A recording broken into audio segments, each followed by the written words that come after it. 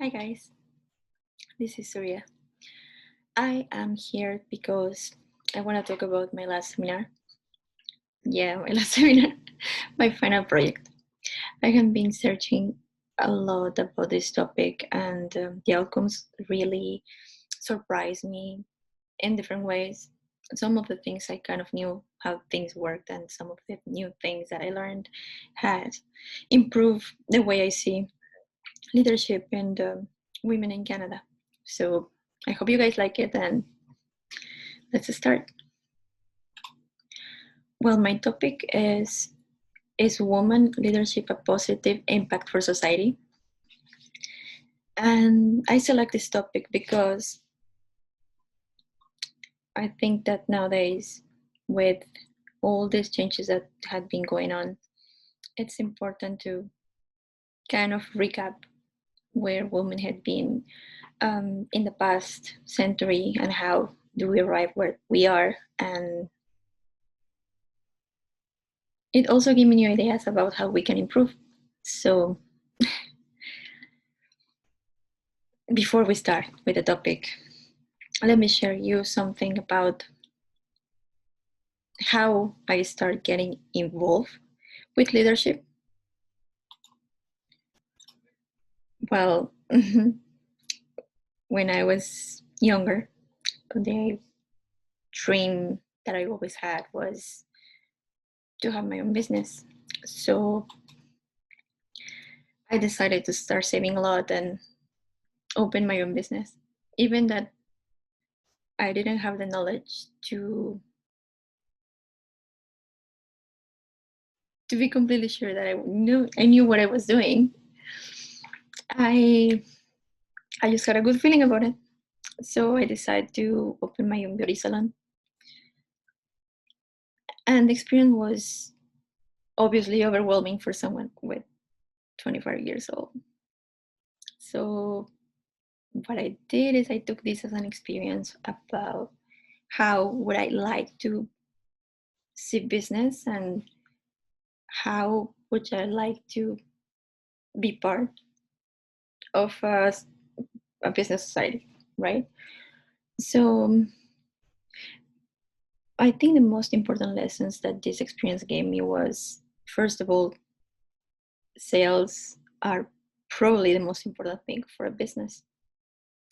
If you don't have sales, cannot pay salaries, you cannot pay rent, you cannot pay all the important things that you need for the business to work. So I decided to focus on that and continue with the flow. Getting a cash flow and paying your expenses, paying salaries, investing resources and where they have to be invested in order to get profit, all those things. But then I came to the point where I could not grow more than what it was.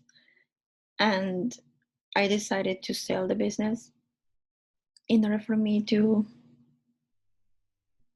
persuade more education and have find more experiences that could help me in order to achieve the second part of what a business was for me.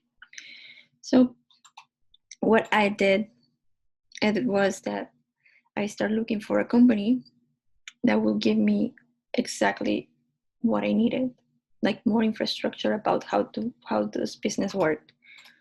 So from a business owner, I started working for a company with telecommunications here in Canada. It was such a very nice job. I really loved it. And I get to notice that leadership here was completely different than it was before, right? Now, as someone that works for somebody else, then the leadership has to change and has to be adapting according to where you are working at. So I decided to change completely my strategy of leading a team, getting the sales done, getting all the resources done, a lot of the strategies. And all this experience gave me the courage to apply for another type of job. this is my current job. I work for a government division of a board of alcohol regulations. And here is a completely different business, because most part of the goals and the results are made into being a public servant and how to provide the best service as we can. Yes, it's completely different than the other types of leadership that I had to be involved with. So I had to start from the beginning. I had to relearn everything that I learned before and apply what I could apply for this new environment. So this gave me an idea. What I want to tell you is that leadership has different types. And according to what you want to achieve, you can take examples of different role models. For example, if you decide that you want to have your own business and build your own rules and adequate the business according to the way you see life, then you should follow what Oprah Winfrey had done in her empire.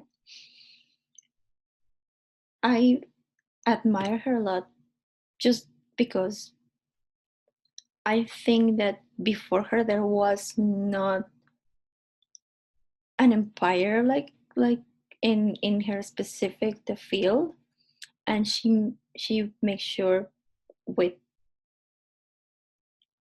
hard work and her vision to become part of, she put herself in the map by working in what she believes. So this is the reason why I think she could be the perfect role model for someone that wants to open their own business. And then we have Ginny. She is a IBM CEO, and she has been recognized as the most influential woman for the past 10 years in the Fortune magazine. So it's also a role model. But as you can see, because she works in an environment where it's well known that it's a man world, she had to change completely her strategy. She had to adapt to what the rules were in that particular field. So this is the reason, if you want to pursue a dream where women has a minority, I really think that you should follow her example. And then my third role model that I want to talk about is Alexandra Ocasio.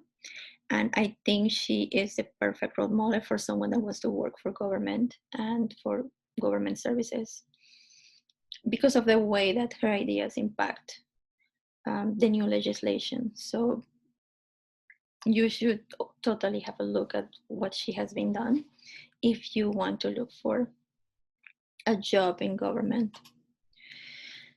But what a leader is, I know there is so many different types of leadership nowadays that it could be a little bit confusing. But I think John Maxwell over here, it makes it so easy to everyone to understand what a leader is all about. A leader is one who knows the way, goes the way, and shows the way. That's one of my favorite quotes. And while I was yesterday putting all my things together for the seminar, I get to chat with one of the most influential Mexican women nowadays. And she was saying that one of the most important things that a women in a minority number has to learn is that you have to adapt to the rules that they were, like they are already in the company, no matter where you work. So her advice was to, first of all, adapt to the environment. Second of all, to be empathic with other people, to use your active listening and your critical thinking. And give credit to other people for the ideas that they are giving to the business. And there is also another qualities that a leader should have.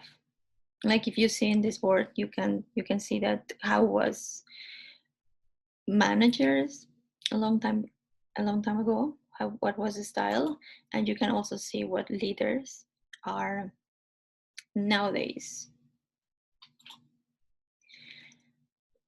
Other thing that I was looking into while I was doing this research is that Canada right now is doing so many things to make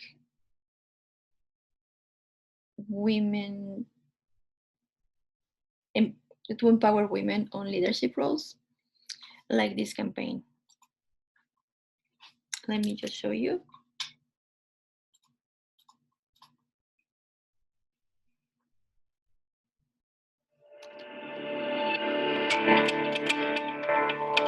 I think this is a life-changing opportunity, especially for me, because I've always wanted to do, I guess, what the big boys do. In this job, I do get to apply what I've learned in school to a real-life situation where I'm producing products that can be pushed out onto the market and will save lives of others. I think it's really great that women break down that barrier, get out there, and start getting into these STEM positions and even going to school. Really passionate about teaching young girls as well to explore the opportunities that they have as women to enter that science path. It hasn't been easy being Indigenous in this country. I'm living a life that I didn't even know existed when I was a child. I'm a residential school survivor, 17-year-old mother, and now I'm a doctor.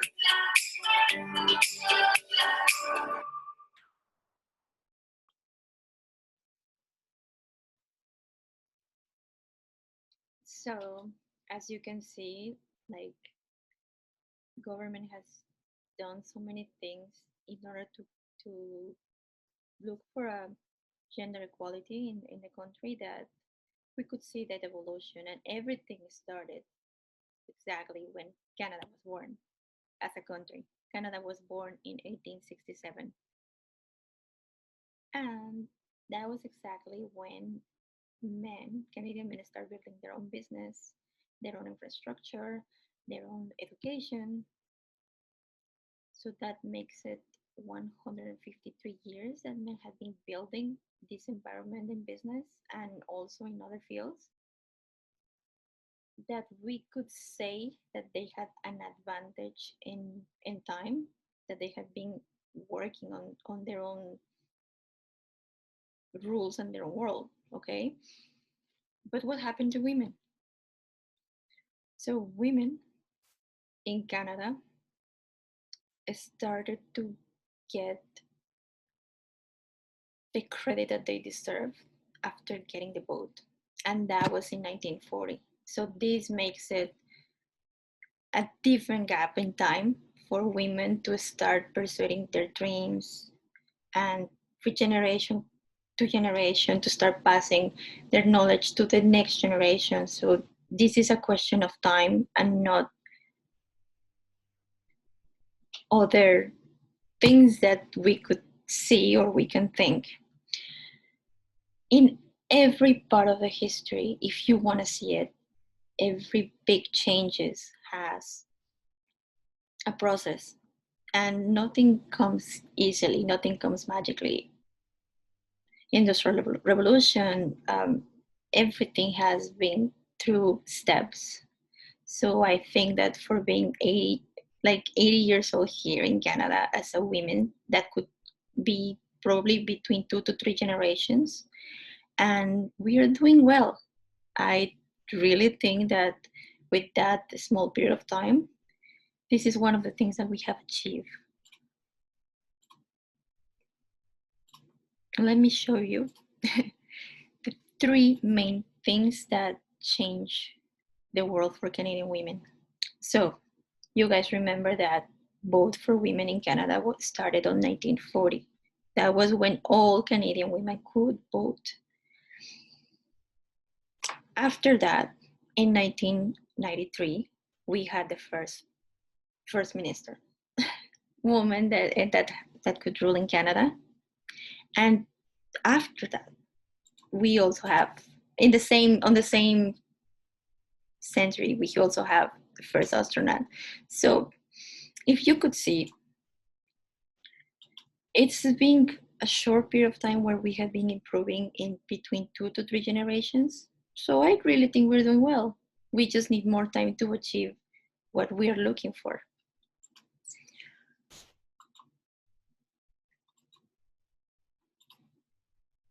Now let's hit some numbers. Well, one of the best things that I find during my research was that there had been people testing leadership in certain fields for women and men. And surprisingly, there are some areas where women leadership is better than man leadership.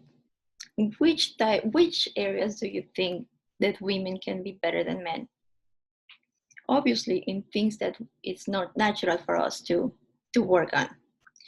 Sales, we like to talk, marketing, management, accounting, all the things that women have been done for the past history. Those are the fields that we are right now living on. And we just need a little bit more time to continue leading in other fields that probably we haven't been that successful.